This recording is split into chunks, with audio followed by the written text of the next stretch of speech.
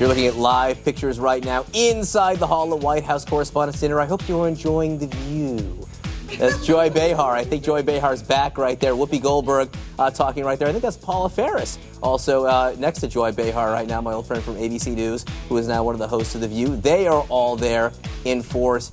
Just one side of what an epic event it is right now in Washington, D.C. We're waiting to hear from President Obama. He will deliver his speech in just a few minutes, and then Larry Wilmore, the host of the nightly show, he will give his routine. I think the bar is very, very high. A lot of expectations for what will go on tonight. Of course, President Obama, a lot of people think he's done a very, very funny job delivering his speeches over the years at the White House Correspondents Dinner. Is one way that he reaches a national audience. He has some new weapons at his disposal when it comes to ways to communicate to the American people. Let's look at some of the more offbeat and different ways he tries to get a message out. Welcome to another edition of Between Two Ferns. I'm your host, Zach Galifianakis, and my guest today is Barack Obama, President Barack Obama. Good to be with you, Zach. First question. In 2013, you pardoned the turkey. What do you have planned for 2014?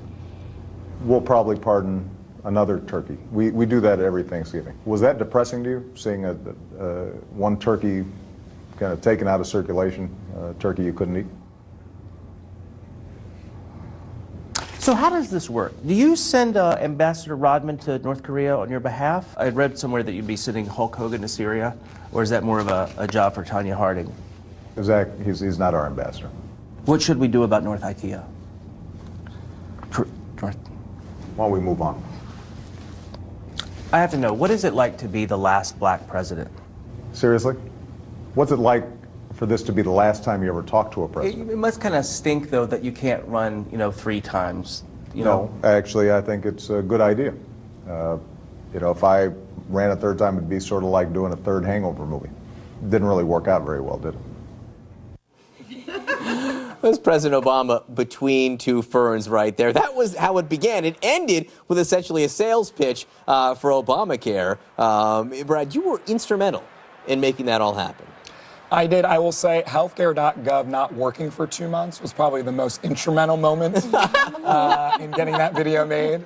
That was a little bit of when in emergency, break glass moment. But yeah, that was the president and Zach Galifianakis at their finest. And the beautiful thing about that video was not just the record-breaking number of people who watched it, but the millions of young people that signed up for healthcare because of the video. We're looking at Joe Biden right now. We have sort of a Biden cam going on right now inside the White House Correspondents Dinner. We will keep following him, see who he shakes hands with next, because he seems determined to go to every table in that room. I don't know if this will be his last White House Correspondents Dinner. He'll get invited back as many times as he wants to go, I imagine. Everyone, on both sides of the aisle seems to like Joe Biden. We were talking, Liz, about this issue of Between Two Ferns in general. The idea that the president now has different ways to reach an audience.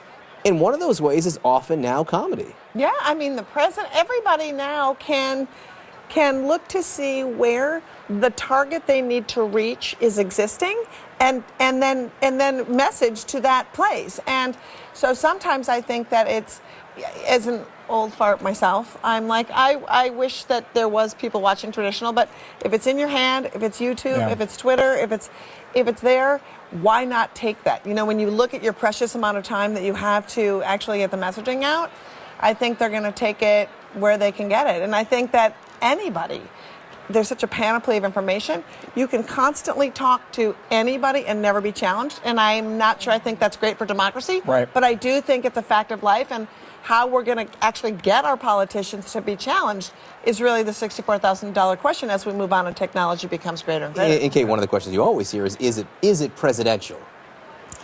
Right, when Michelle Obama's on Jimmy Fallon and doing the mom dance and all that stuff, and President Obama's doing Between Two Ferns, it is.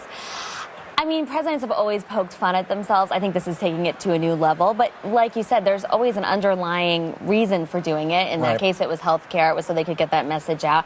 I do personally think there's a problem with kind of circumventing around the traditional media. They can always pick and choose who they want to give interviews to, and they usually choose the New York Times and the AP. And so in sort of big outlets like that, where they do reach, I think, a bigger number. I don't know the statistics, but I have to think more people read the New York Times. Maybe I'm wrong. Than well, Twitter. It depends on the ages that you're talking about. The but ages, no, right? yeah, I'm thinking depends about on the demographics. Right. And Yeah. if you're always trying for the young demographic, Guys, stand by. We have Julian and Joaquin Castro right there on screen. I don't know which one is which. Which one is which? But tweet us. Oh, they're off now. But before we were looking at the twins right there, one is the Secretary of Housing and Urban Development, the other a congressman from the state of Texas right now. Not sure who that is right now, but you're looking at live pictures of people eating, because even journalists and Hollywood stars eat. This is the White House Correspondents Dinner.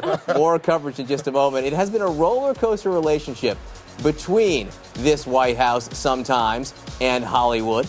Sometimes it's the man of the year. Sometimes it's Dr. Strangelove. How will the next president fare?